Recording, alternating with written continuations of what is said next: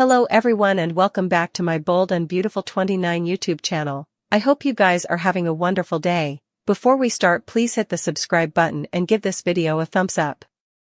Brook and Taylor are in lockdown mode. They're stuck in the vault as the show goes on without them. The lockdown leads to a grand showdown between Ridge's suckers. Brook and Taylor were stuck in the vault. Taylor accidentally locked them in. But we've a feeling she's glad she did. She's been nervous ever since she showed up at the event. Her jitters got the stylish of her, leading them into lockdown mode. Brook was beside herself. She claimed that she had to get out of the vault. Taylor wanted to know why Brook was wearing a mask. She was hiding the looker, which demanded to hit the runway incontinently. This was a big moment for Brook, who was hopeless to get Ridge back. She was wearing the one thing she knew would get him back, which led to a showdown between the two. Brook told Taylor that she'd like them to be musketeers again. But the lockdown didn't help the two put their differences away. They continued to argue until help eventually arrived. Katie, Will, and Electra realized they were locked in the vault. Charlie showed up with the keys and released them. Brook was ready in time for the looker. She wore the marriage gown from their Portofino marriage. Ridge took one look at her and smiled. Memories flashed before his eyes. The two stood on the runway and held hands as they took filmland. Did it work? Did Brook eventually move Ridge that she's his fortune? Taylor watched from behind the curtain with a disappointed look. What will she do next? Daphne unveiled her new important and potent scent that could presumably put a spell on Carter. Liam stayed and Steffy promising to be coming to him. Sheila and Luna got to know each other better. Zend questioned Ridge about Hope being fired and not Carter. Speaking of Carter, Deacon hovered him, and the two men got in a knockdown dragustual fight. Taylor walks in on Brook trying on some slinky lingerie at FC. We've no doubt that Taylor will incontinently suppose that the lingerie was meant for Ridge, and Taylor's immediate conclusion is likely the right bone. In this case, the biggest question will be what Taylor will do about it and whether that action will be successful.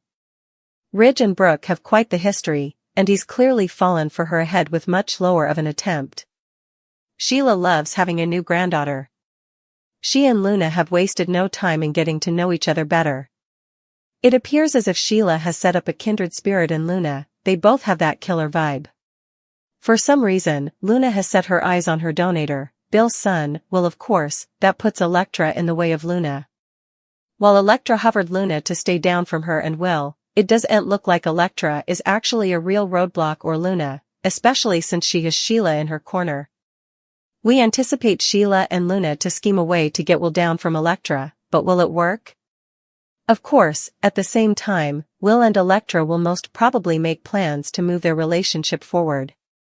What will they decide? We've to hand it to Electra we allowed. She was all sweet, innocent, and lovely, which she's, but we had no idea she had such an edge. She stood toe-to-toe with a killer and didn't club an eye. In fact, on Tuesday, she made it clear she wasn't hysterical of Luna at all and indeed shoved her. Will that be a move Electra will ultimately lament? Oh, presumably. For now, however, we're just punctured seeing her stage up for her and Will's. Bill and Liam. For 2 days we watched as this father and son brace tore each other piecemeal. Slush was slung, pitfalls were made, and on Thursday, it all came too important for Liam. Moments after Bone Bill stormed out and slammed the door, Liam collapsed onto the bottom. Oh. This isn't the first time Liam's gone through knockout moments, and we ain't stay to see what trouble comes his way this time. Friday brought a world of drama on Bone Bill's doorstep when Liam came around just long enough to get out of the house and fall to the ground again. It was just by luck that Steffy was on her way to the estate to rip into Bill and set up Liam laying in a billabong of blood.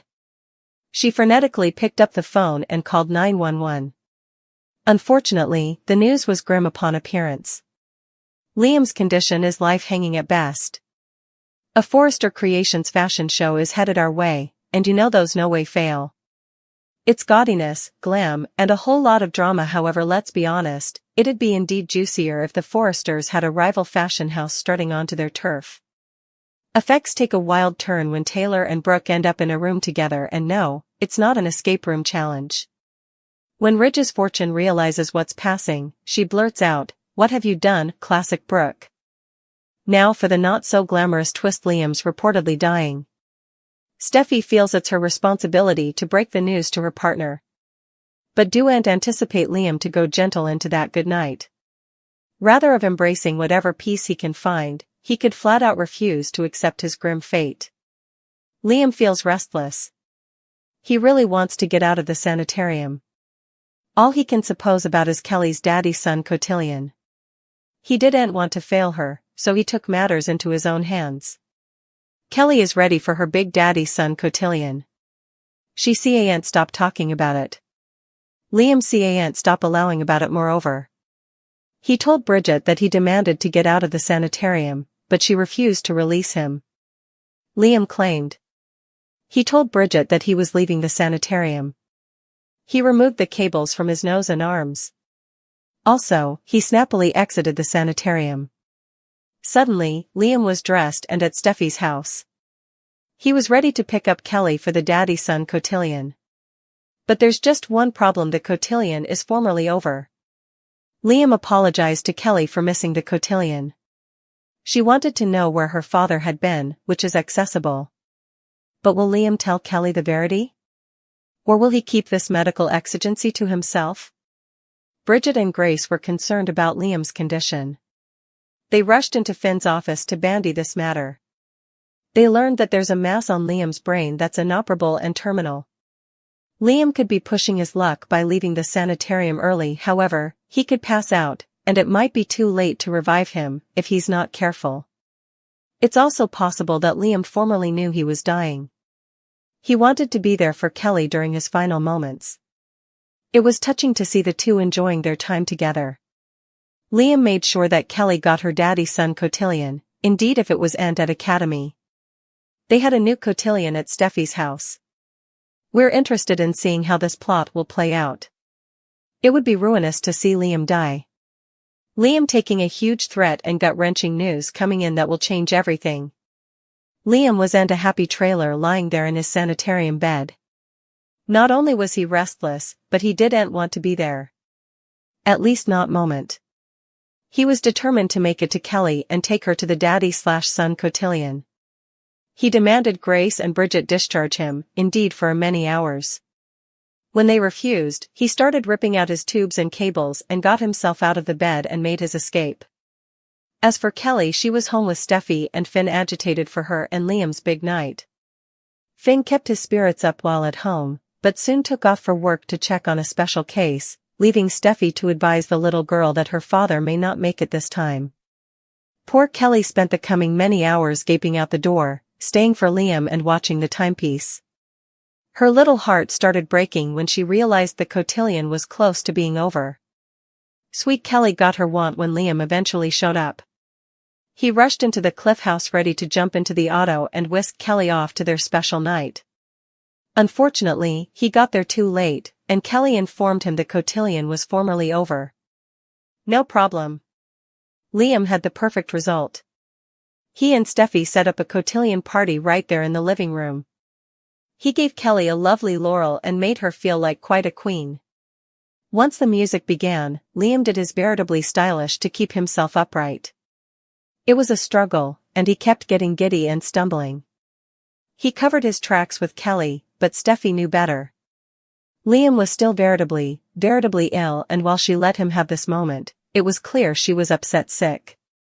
Sorely, effects were much worse than anyone could imagine.